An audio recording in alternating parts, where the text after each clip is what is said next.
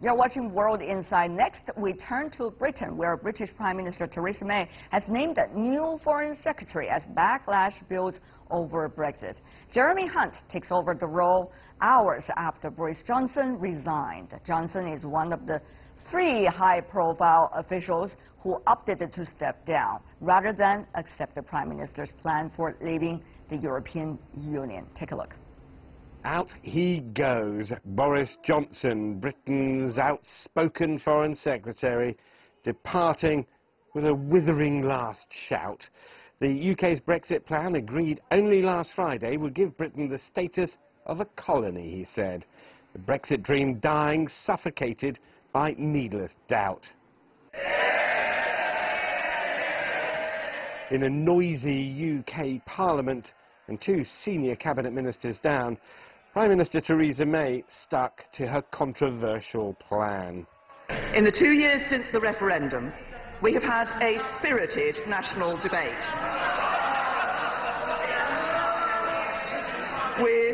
with robust views echoing around the cabinet table as they have on breakfast tables up and down the country. Mr. Speaker, this is the right Brexit, leaving the European Union on the 29th of March 2019. The first minister to go was David Davis, the point man in Brussels, claiming May's plan means sticking to EU rules and regulations too closely. Not equivalent, not similar, but the same.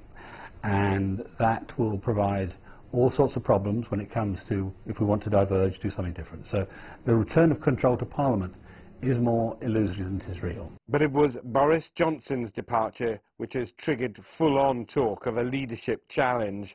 Boris Johnson, the face of Brexit during the referendum campaign 2 years ago, credited with winning the campaign for leave.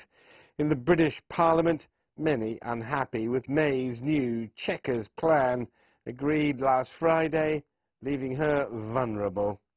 Opposition leaders in Parliament say these resignations have created chaos.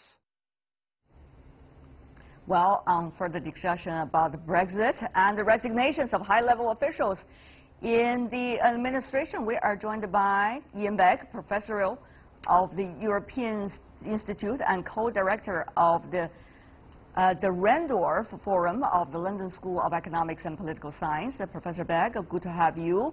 One after another, and then another resignation coming from high-level officials in the administration. Are we going to see further of those developments down the line?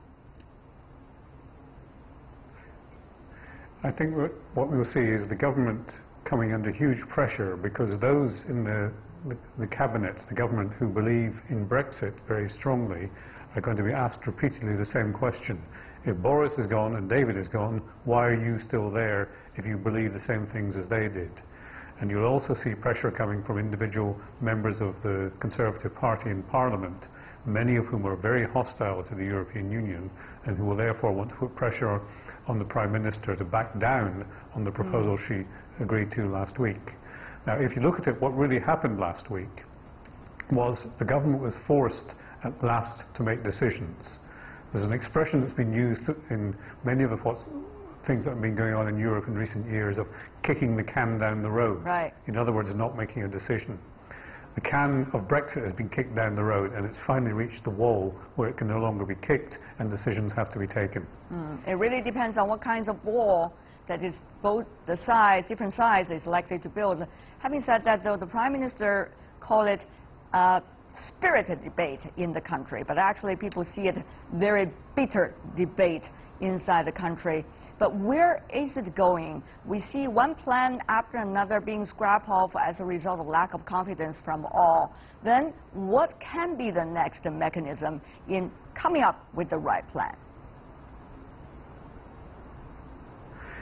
Well, the decision seems to be to go for what's been labelled soft Brexit, which is staying much closer to the European Union than many in the Conservative Party will be comfortable with. Soft Brexit means not having the decisive break, which would take Britain out of the European Union very comprehensively and give it the liberty to do trade deals with other parts of the world, such as China. This is what the pro-Brexit people reject. So I think we're going to see a very, very difficult debate over the next few days about whether this decision is one that the Conservative Party in particular can live with, and thus whether it's going to be the position that Britain is able to keep presenting to Brussels. Not only the vulnerability of the high-level cabinet members, but also Theresa May herself. Her credibility is pretty much on the line. On the one hand, inside the country, on the other hand, in her interaction with the EU. Nobody expects her to be serving very long terms because of the controversy it involves in the Brexit. But how do you think, Professor Begg, is she doing right now politically? Will people still have confidence in her? Well, there's a paradox at the heart of this, because what she's shown over the last few days has been, at last, leadership in saying, this is the way we and the country are going to go. If you don't like it, you, Boris Johnson, you, David Davis, then you resign, because I have made the decision and I demand the cabinet follow me. So it's strong leadership, but it's also taking a big risk, because if she then faces a backlash from not just the people inside their own cabinet, but from public opinion and from other members of Parliament, she is exposing herself to a challenge to her leadership.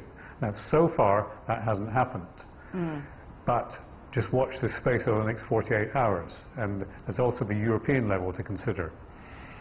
A lot of drama, a series of drama over there, but also internationally see even more dramas with the current Trump administration doing things like it is. Does that put the Britain, rather the British people, shall I say, with some second thought about what kind of road do they want to choose? Will they want to keep the can down the road, maybe postpone some of the important decisions, or actually stick to what their original thoughts were? 52% voted for Brexit.